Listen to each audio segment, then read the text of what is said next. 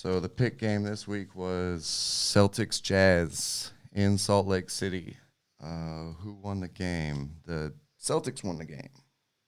It looked like in the fourth quarter there was about 7 minutes to go, and Boston kind of took over.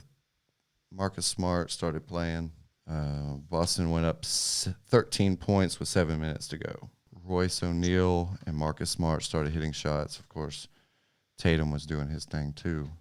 But that was the difference maker, I think. That was the moment in the game. Looked like it was over. Tatum? Yeah. Yeah, Tatum was really good. It was surprising that the Celtics were playing 3 games in 4 nights. They lost to the Lakers. They had that day off, and they played at Portland and then traveled to Utah. And, an underrated thing about Utah, playing at Utah is like, playing at Denver. Salt Lake City is at 4,200 feet. So when guys get there, they're tired. They're not, they're not adjusted to the altitude. And, especially traveling the night before and playing a back-to-back in Utah is as Chauncey Billups put it on the broadcast, it's a scheduled loss. And then Tatum came out and whooped that trick. It was fun to watch Tatum. Billups was talking about his ball handling ability, and if you watch the game, I mean, his ability to handle the ball, and go to the rim and make plays for other people was pretty awesome.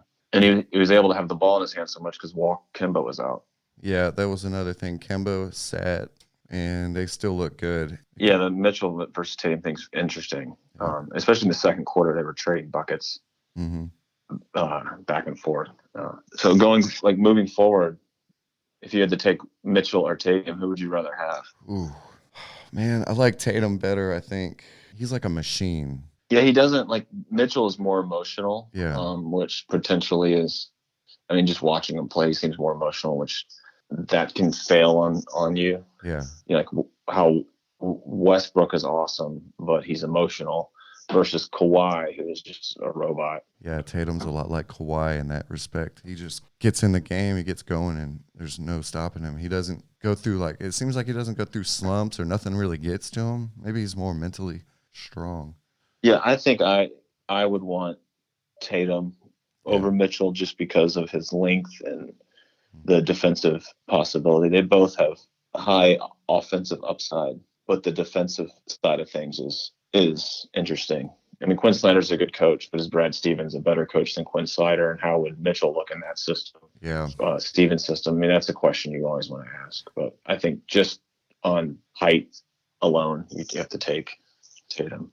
At the 9-minute mark in the first quarter, Donovan had 2 fouls and had to sit down. And that Tatum's not doing that. I did like Chauncey Billups on the call. That was a pleasant surprise on the ESPN. I always like listening to Chauncey. Yeah, he had a lot of good stuff to talk about, and a lot of stuff that always when there's a point guard like Billups talking, you want to listen to what they're saying and see if you can learn anything from them. Mm-hmm. Conley, from our us being from Memphis and watching Conley, he struggled and didn't score until the 5-minute mark of the second quarter. The point Billups made about Conley was in Memphis, he was used to having the ball in his hands for 18 seconds of the shot clock, and now he's a secondary ball handler or secondary option. Maybe he's not adjusted to that role. Maybe he's taken the decline in his career trajectory. I don't know. I'm still a Conley believer. It was very weird and unusual to see Conley running up the court without the ball in his hands and standing in the corner. It's very strange. He's used to having that ball and dribbling it and making the plays.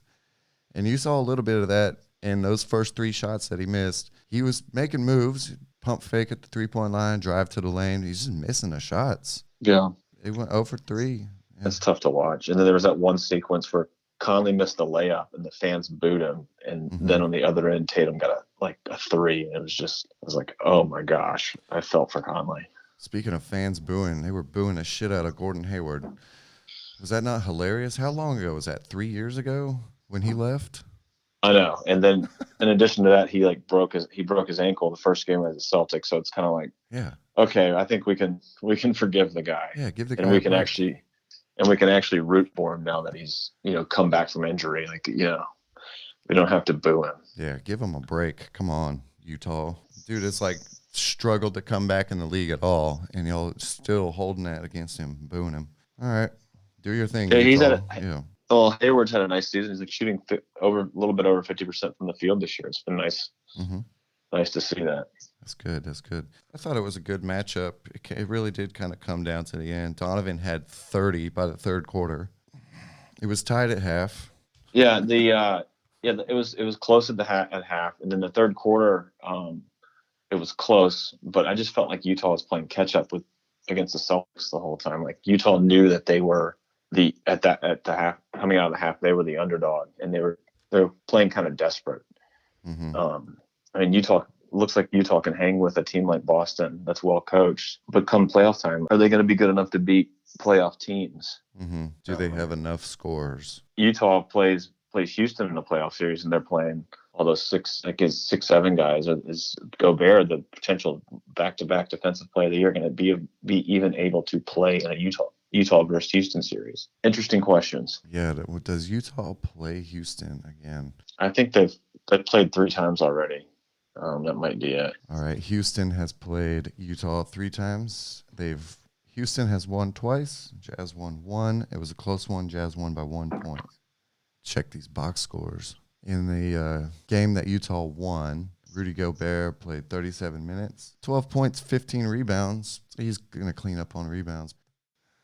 One player that I noticed on Utah's side was Royce O'Neal, 26-year-old, small forward, power forward, 6'4", 226, undrafted in 2015. All right, so this is a guy who played in Germany, Golden State Warriors Summer League, Spanish club, Lithuanian club, 2017 Jazz Summer League, or he was signed after that. And then in 2020, this year, he signs a contract extension for 4 years at 8.5 to 9.5 per year. He averages 6 points, 5 rebounds, 2.5 assists. This game, he got 14 points, 4 rebounds, 1 assist, 29 minutes, shooting 57% from the field, 80% from the free throw line, 2 of 5 from 3-point. That's 40%. He's at 40% on the season from 3, and he took Joe Ingles, a.k.a. Jingles, took his starting spot. Were you aware of Royce O'Neal? Only thing I really knew about him was he got that contract extension, and that kind of some of the guys that cover the Grizzlies talked about his contract extension was going to be similar to what Dillon Brooks was going to get. That might set the market for Brooks. Interesting. So that's more or less how I became more aware of him. Yeah, I think he's pretty good. He looked good. I think he's a good defender, is what but that's a nice contract extension for him. And if he can 3-and-D and play defense, that's what teams want. Yeah, I mean, if you can get 14 points while you're doing it, defend reasonably, can't ask for much more than that. Well, right. That's like the Grizzlies sending Solomon Hill, Crowder, and Iguodala to the Heat. The Heat were happy to get Solomon Hill in that deal. He's playable. He'll take a decent volume of threes and play defense. Yeah, I noticed you talked about the Brad Stevens, Quinn Snyder. Those are 2 excellent coaches. I think we're going to see them in the league for a long time too. Even though Quinn Snyder's super evil looking, kind of scary looking, he does a good job coaching. He's a good coach. I think so. Who would you compare Tatum to? Former players or present players? That's a good question. I mean, I can't believe he's only 21. It's so crazy. Maybe like a defensive Carmelo Anthony with defense. I mean, if he has a Paul Pierce-like career, that would be just fine. Maybe you could compare him to Pierce. I don't know. Utah might need some more scoring. Somehow they got Jingles. We call him Jingles because when you look him up on the stat sheet, his name is Joe Ingles, and they just put a J period Ingles, and it just reads Jingles. I don't know what they call him out there. They call him like Jingle Jangle or something, right? I don't know. Like maybe who the hell? Yeah, he was better a couple years ago. Jingles was better a couple years ago. He has dropped off a little bit. Maybe that's why they're taking him out of the starting lineup. I don't know. He does create also on offense. He can get that second unit moving. I don't know. Maybe Conley should be coming off the bench and running that point guard bench spot. I don't know what the answer is there. they've got to figure it out, or they're not going to have a chance in the postseason. I don't see it. They had a lot of hype adding Conley at the beginning of the year, and it just hasn't really worked. They've got a lot of these guys like Royce O'Neal, Gorgeous Nang. I think it's Georges Nang. He's the same guy. He's the same build. He's 6'7", 230, 26 years old. He was a second-round pick in 2016 for the Pacers. He's a guy who played 4 years at Iowa State. He averaged 20. In his last season, he got 20 points, 6 rebounds, 3 assists. He's a do-everything guy, just like Royce O'Neal. They got a few of these guys. Jingles, Nang, Royce O'Neal. Just these fill-in guys, but none of them are elite-level scorers that you need. They're all just kind of a bunch of mid-level guys. Either way, Boston came out with the win, and they actually play again next week.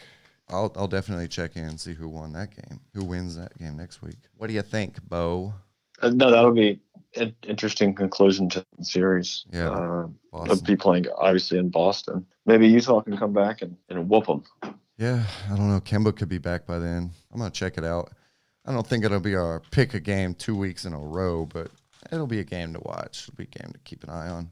Boston has a couple cool players, interesting players, Grant Williams and Wanamaker. Those guys are their guys off the bench. Did you see anything out of either of those players that you like? I thought Wanamaker was a nice placeholder playing point guard. And, I don't know if he's the guy you want out there playing minutes in the playoffs, but 3 games in 4 nights, you just got to throw him out there and have some semi-fresh legs. He was just fine. Yeah, as a fill-in guy for a game or two. They've got enough talent around him with Jaylen Brown and Tatum. They can make it work. Grant Williams, he went to UT, so I don't really care about him that much. I don't know if he stays in the league that long. He could be a serviceable utility man, I guess. He's got to work on his shot, get a little better. He's going to have to do some work in the offseason. That Grant Williams fella. All right, moving on.